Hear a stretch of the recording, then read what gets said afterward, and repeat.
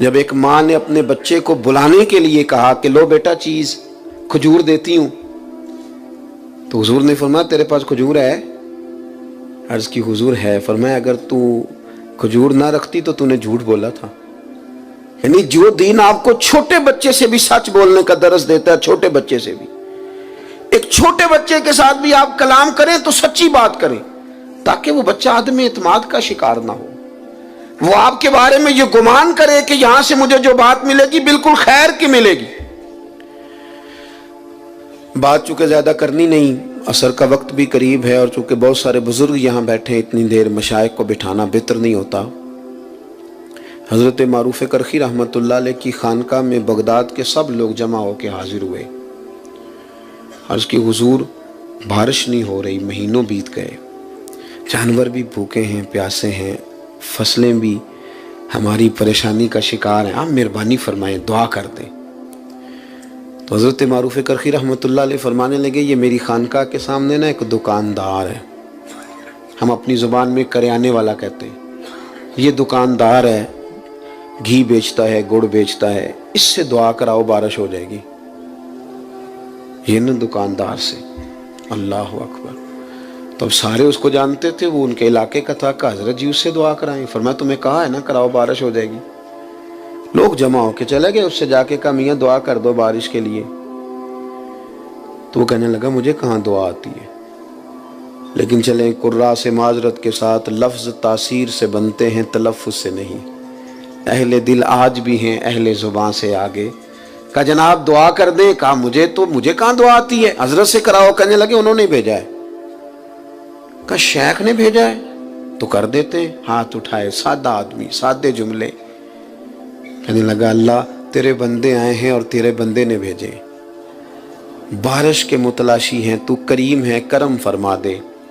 لوگ کہتے ہیں کوئی آثار نہیں تھے، پر اس کی دعا مکمل نہیں ہوئی کہ کالی گھٹائیں چھا گئیں اور بارش اس طرح جم کے برسی کے جل تھل ہو گیا۔ باقی لوگ تو چلے گئے، اہل دل حضرت معروف کرخی کی خدمت میں حاضر ہوئے۔ عرض کی حضور یہ تو ہمارے ساتھ نماز پڑھتا ہے، کلاس فیلو ہے، اسی محلے میں پیدا ہو کے بڑا ہوا ہے، کوئی رات کو الگ سے آ کے نماز پڑھتا ہے؟ فرمایا نہیں، اتنی ہی 5 نمازیں جتنی تم پڑھتے ہو، وہی اس کا حال ہے، کچھ زیادہ نہیں۔ اللہ اکبر۔ عرض کی حضور پھر کوئی تو خوبی ہوگی کہ قبولیت اس کی دعاؤں کی اتنی قریب ہے کہ وہ کشکول طلب پورا پھیلاتا بھی نہیں کہ رحمت برستی ہے۔ حضور کوئی بات؟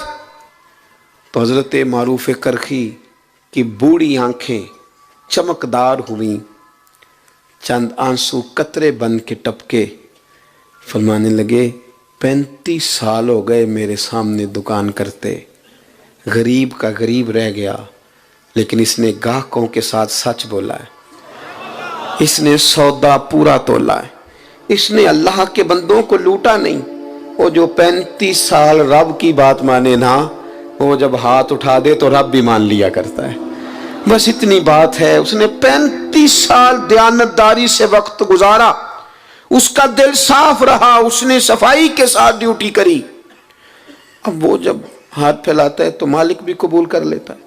وہ میرے بھائی، اگر طبیعتیں اس طرح کی ہوں، لہجے اس طرح کے ہوں کہ ہم نہ بہت زیادہ پھیلنے کی بجائے محدود ہوں، لیکن سچے ہوں، کھرے ہوں، دیانت والے ہوں۔ تاریخ ہمیں بتاتی ہے کہ حضرت اسماء بنت ابی بکر صدیق رضی اللہ تعالی عنہ جب چلے گئے نا محبوب کریم علیہ السلام سیدنا صدیق اکبر کو لے کر غار ثور میں، تو ابو جہل کچھ لوگوں کو لے کے ان کے دروازے آیا، شور کیا اس نے۔ جناب اسماء فرماتی ہیں میرا گھر وہ تھا کہ کبھی کسی نے نظر اٹھا کے نہیں دیکھا تھا، میں سردار کی بیٹی تھی، طاقت نہیں تھی کسی کی۔ اس نے شور کیا تو میں پردہ اوڑے باہر نکلی، کہنے لگا کہاں گئے تیرے والد؟ جوانوں غور کرنا، کوئی فائدہ نہیں ہوتا پھر بھی ہم غلط بات کرتے ہیں، کچھ بھی نہیں ہوتا پھر بھی جھوٹ بولتے ہیں، کوئی دنیاوی نفع بھی نہیں، صرف اس مجلس میں تھوڑا ذائقہ پیدا کرنے کے لیے دروغ گوئی۔ پاس سمیٹنے لگا ہوں، سیدہ فرماتی ہیں کہ اس نے کہا کدھر گئے ہیں؟ فرماتی ہیں میرے سامنے 2 راستے تھے، ایک تو یہ تھا کہ میں سچ بولوں اور کہوں غار ثور میں ہے، پر یہ تو وفا کے خلاف ہے، یہ تو پہنچ جائیں گے، حضور کو تکلیف دیں گے۔ اور ایک یہ کہ میں جھوٹ بولوں کہ مجھے پتہ نہیں، اور یہ حضور کی شریعت کے خلاف ہے۔ آپ فرماتی ہیں میرے لیے مشکل آ گئی، کس طرح جھوٹ بولوں، صدیق کی بیٹی ہوں اور صدیق اکبر کی نور نظر ہوں، کیسے، اور سچ بتاؤں تو کیسے؟ میں سوچ رہی تھی تو اس نے شور کیا، کہا بتاؤ کہاں ہے؟ سنو ملت کے جوانوں، ایک خاتون فرماتی ہے میں نے ساری ہمتیں جمع کر کے کہا اللہ میری مدد کرنا۔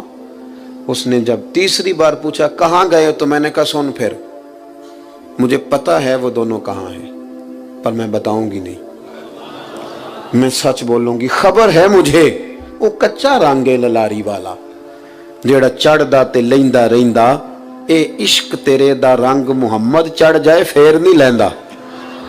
کہا نہیں بتاؤں گی، پتا ہے۔ اتنے بڑے مجمع میں اتنے بڑے سردار کو اس طرح کے جملے، اس نے ایک تھپڑ مار دیا۔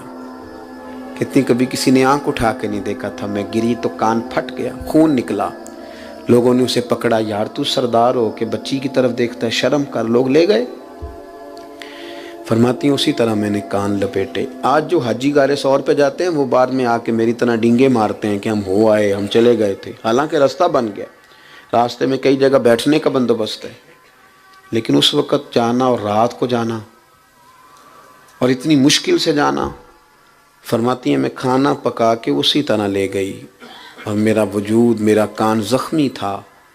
جب میرا چہرہ پردے میں لپٹا ہوا دیکھا تو میرے والد پریشان ہوئے، بیٹے کیا ہے؟ میں نے کہا کچھ نہیں، کھانا کھائیے۔ اور جب وہاں انداز اور طرح کا ہو گیا، پریشانی بڑی، تو محبوب بولے کہ اسماء بتاتی کیوں نہیں؟ کہتی ہیں میں نے وہ کپڑا ہٹایا تو خون پھر بہنے لگا۔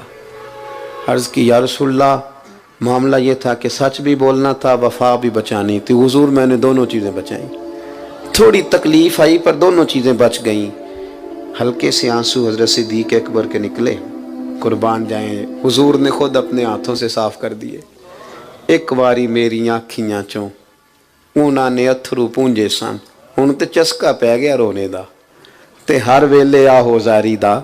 محبوب کریم نے تسلی دی اور پھر ہاتھ اٹھا کے کہا اللہ میں ابو بکر سے راضی ہوں، تو بھی اس سے راضی ہو جا، میں راضی ہوں تو راضی ہو جا۔ اپنے زبان پر آپ نے اصلاح معاشرہ نام رکھا تو قرآن کہتا ہے تم سیدھی بات کرو، یصلح لکم اعمالکم، اللہ تمہارے اعمال سنوار دے گا۔ اللہ تعالیٰ اہتمام کرنے والوں کو، آنے والوں کو برکات عطا فرمائے۔ ماشاء اللہ، سبحان اللہ۔